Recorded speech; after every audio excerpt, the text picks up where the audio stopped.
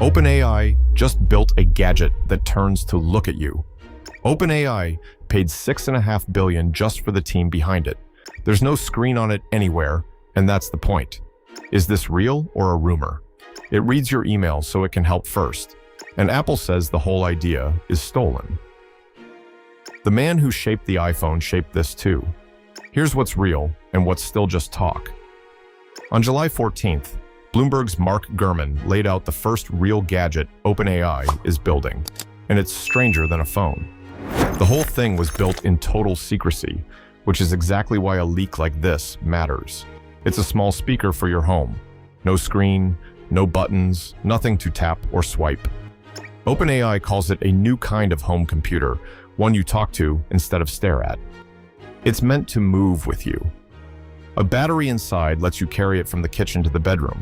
It runs your smart home too, the lights, the music, the messages you'd normally thumb into a phone.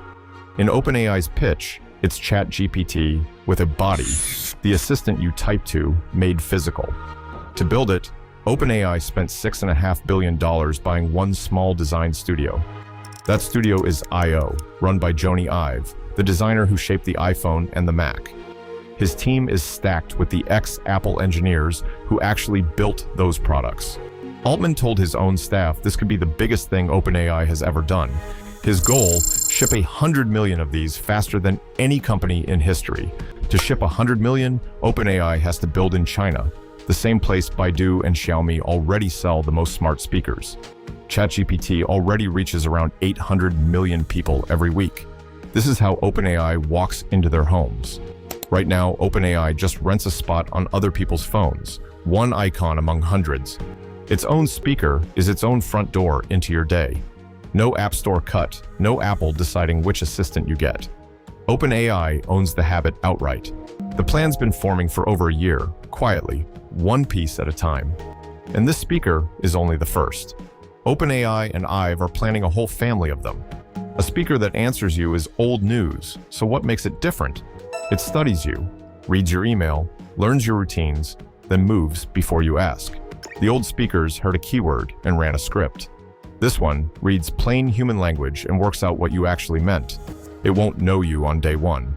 It learns you slowly, that your workday starts at 8, that Sundays go quiet, that one name in your inbox always means trouble. In Gurman's own reporting, it reaches into your digital life, right down to your inbox. That flips the whole idea. The old speaker waits for you. This one goes first. Picture it catching a delayed flight in your inbox and speaking up on its own. And then there's the part that makes people uneasy. This speaker moves on its own. Tiny motors let it turn and tilt toward whoever's talking, so it feels less like an object. OpenAI's stated goal is that it feels alive, not just a thing that takes orders. There's a reason that lands on us. We read a face turning toward us as attention, and attention feels like being cared about. This machine borrows that wiring. The words Altman used were blunt. He wants a device that's fully aware of your life. That personality isn't a gimmick, it's the whole business. Nobody grows attached to a tool. People do grow attached to a character, and attachment is what keeps a device plugged in. Dropping the screen is on purpose.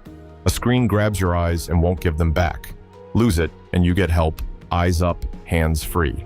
For 20 years, the phone has been the center of everything. OpenAI is betting that era is ending. So 3 things set it apart all at once. The losers are obvious. Siri and Alexa, the assistants that never grew up. They stayed glorified remote controls while the AI underneath them raced ahead.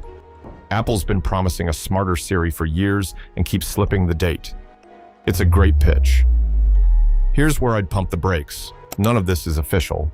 It's Gurman describing private plans, and OpenAI has never shipped a single piece of hardware. A plan on a whiteboard is not a product on a shelf. Then again, he's the most reliable Apple leaker alive, right about 86% of the time. But even if it's real, talking speakers have a graveyard, and it's a costly one. The Wall Street Journal says Amazon lost over $25 billion on its Alexa devices. Amazon sold those Echoes cheap on a bet that you'd start shopping with your voice. You almost never did, so the hardware just bled money.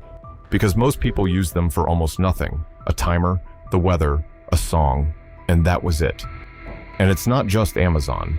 The The last wave of AI gadgets died fast and in public. Humane raised over $200 million for its AI pin. A year later, it sold for scraps. The Rabbit R1 shipped at $199 and got laughed off the internet. Every gadget on that shelf promised the same thing OpenAI is now, a personality. They all shipped slow, hot, and half-broken.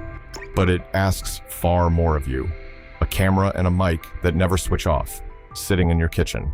For it to help before you ask, it has to be watching before you ask. People are already typing the obvious question.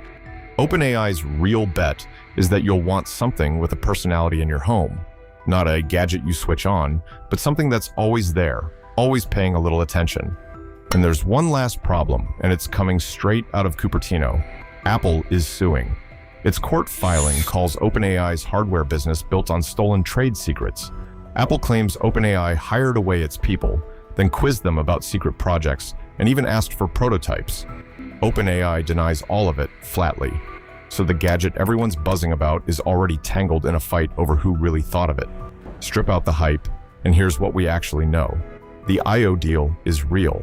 The All-Star team is real. The speaker itself is still just a report. But the real bet isn't a smarter speaker. Amazon built one you used. OpenAI wants one you'd miss when it's gone. For now, there's nothing you can actually buy. Just a prototype sitting in a lab, learning to turn and look at you when you walk in.